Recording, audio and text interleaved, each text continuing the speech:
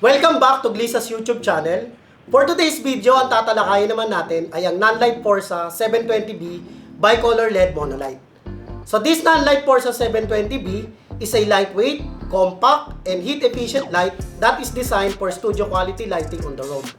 So this light has a color temperature ranging from 2700 Kelvin up to 6500 Kelvin. So this light has a rated power of 800 watts and a dimmer control ranging from 0 to 100% with a 0.1% increments. So it has also a variety of wireless control for single lamp operation or for more complex multiple light setup. Itong non-light Forza 720B na ito, meron din itong 12 built-in lighting effects. So mamaya ipapakita na lang namin kung ano yung mga effects na yun. This light can run also on a standard AC outlet with an input range of 100 to 240 volts. So auto volts din siya. Or kapag hindi naman available yung AC power sa location, it can also be battery operated by using two 14.8 volts or two 26 volts B-mount batteries. So what's inside this box? So buksan na natin at tingnan ang nasa loob ng ating non-light Forza 720B bicolor LED monolight. So sa loob ng ating box, so unang-una yung ating fixture, yung ating Forza 720B bicolor LED monolight. So ito yun. Tama.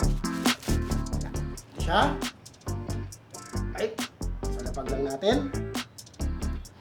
So next, syempre yung ating control unit.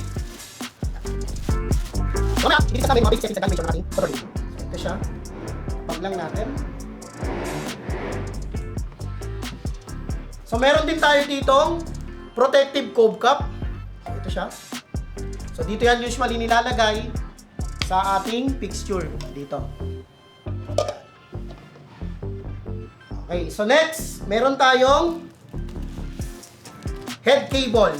O yung ating fixture to control unit cable. So ito siya. So meron din tayo ditong AC power cable. Meron din tayo ditong quick release clamp. So meron din tayo ditong 55 degree reflector. And of course, itong ating rolling padded case or itong ating napakagandang case ng ating non-light Forza 720B bicolor LED monolight. So dumako naman tayo sa mga basic setups and calibration ng ating non-light Forza 720B bicolor LED monolight. So for this tutorial, gagamit ako ng Matthews combo stand. Dito natin ilalagay yung ating ilaw. So gawin na natin. Una natin is kunin natin yung ating fixture. Yan. So ito yung ating non-light Forza 720B. So kung mapapansin nyo, yung kanyang kabitan, yan, pwede siyang, pag may lock siya, pwede siyang baby pin. Pero kapag tinanggal mo yung lock, pwede siyang junior pin. So for this tutorial, ang gagamitin ko is yung junior pin niya. So gagawin na natin, tanggalin na natin yung lock. Okay, so ito na siya. Ito yung junior pin natin. So ito yung ilalagay natin sa ating Matthews combo stand. Okay, okay. Tapos yung lock, itabi lang natin sa isang safe na lugar. So ang next natin ilalagay ay yung ating control unit. So bago natin ikabit yung ating control unit is gagamitin muna natin yung ating quick release clamp. So ito yung ating quick release clamp. Gaya ng sinabi ko, ipapakita ko kung paano gamitin to. So dito lang yan, ikabit nyo lang yan dito sa inyong stand. Yan, para yung ang mangyayari, yung control unit nyo, hindi nyo ilalapag sa sahig or kahit sa ano kasi minsan basa yung sahig.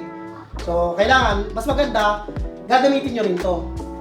Ikakabit nyo dito yung control unit. So papakita namin kung paano siya ikakabit. Lock lang yan. Make sure na okay. Okay. So lock na yan. So dito natin ikakabit yung ating control unit. So ito yung ating control unit. So kung mapapansin nyo, dito sa bandang likod, ayan yung kanyang dito, yung kinakabit dito. So yan. Ilalagay lang natin siya sa ating quick release lang. So paano yon? So yung hugis na yan, yung hugis na yan, itatapat mo lang yan dito sa ating quick release clamp. So ngayon, ipapasok na natin siya. So kailangan may maririnig kayong click na sounds. Yan. Tulad nito. Yun. So pag narinig nyo yun, it means lock na yung inyong control unit. So, paano naman siya tanggalin?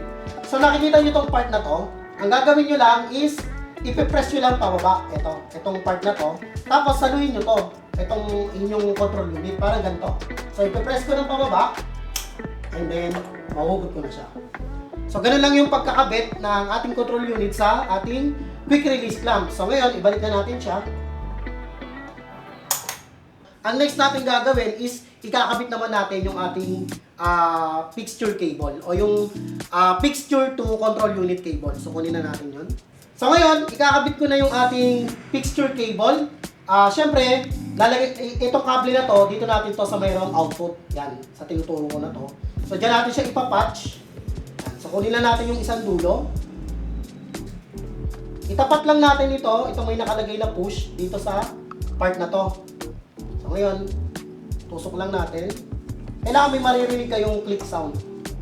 Yun. Pag narinig yung ganon, it means is naikabit nyo na ng maayos yan. So, paano yan tanggalin? So, paano tanggalin yan? So, di ba may nakalagay siya na push? So, ipupush mo lang siya. Literal na push. Yan. Kagaya niyan, tapos hahatakin mo. So, ibalik na natin. Kailangan may maririnig kang click sounds. Yun. So, yung kabilang dulo naman ng ating cable, dito natin ilalagay. So, may maririnig ka rin dapat na click sounds. So, yan. Yun. So, pag narinig mo yun, it means na ikabit mo na siya ng maayos. So, kagaya rin ng pagtanggal, ipipress mo rin yung may nakalagay na push para matanggal mo yan. Yun. Ganun na kadali. So, ibalik na natin. Okay. So, kung makikita nyo, ganyan yung kanyang setup. So, yan parang nai-stress yung cable niyan. So, para maiwasan yung yung ganyang stress na setup ng cable kasi dyan unang nasisira yung mga cable. Gagawin natin is i-strap natin to itong part na to para hindi siya ganyan. Kasi pag ganyan, stress siya. So, kailangan ganyan. So, i-strap lang natin siya.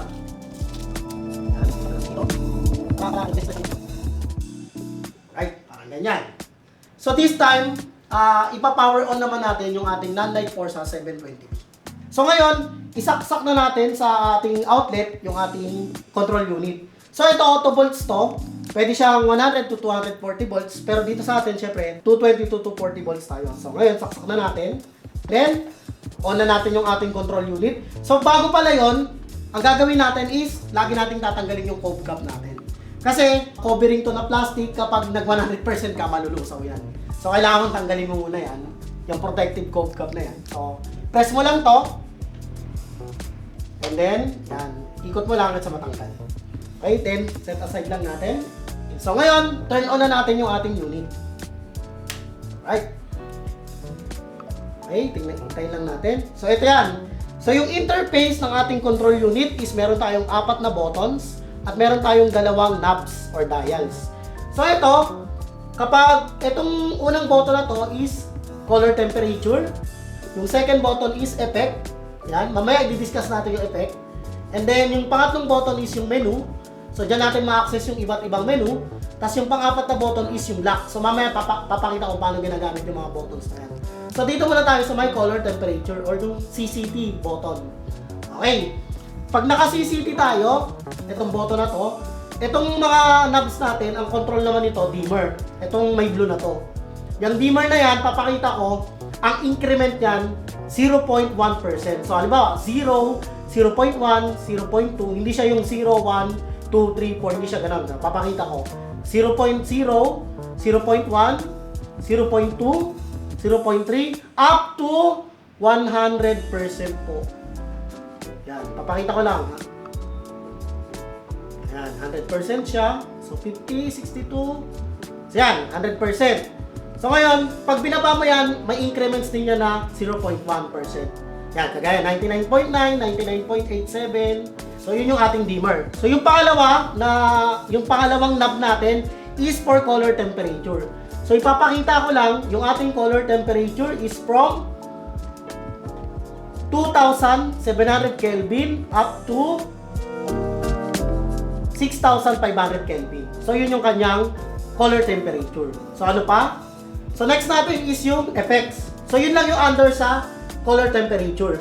So ano next natin is yung effects. Okay. So sa effects, kung makikita nyo naman, Meron tayong firework. Marami yan. So, ang gagawin lang natin para mabago natin yan is gagamitin natin itong knob na merong color blue. So, yan. Diba? Bad bulb, firework, explosion, welding, CCT loop, INT loop, flash, yan, pulse, storm, and then storm manual, TV, paparazzi, candle or fire effect. So yan. And then meron siyang bad bulb. Yan. May ganun din siya. Tapos yan, balik sa fireworks. So meron siyang 12 na preset na lighting effects. So after nyan, bawat effects, pwede mo pang makalibrate yan ayon sa iyong kailangan na setting. So ang gagawin mo lang is gagamitin mo tong pangalawang knob para makapunta ka sa dimmer, CCT, speed, or decay, kagaya nito.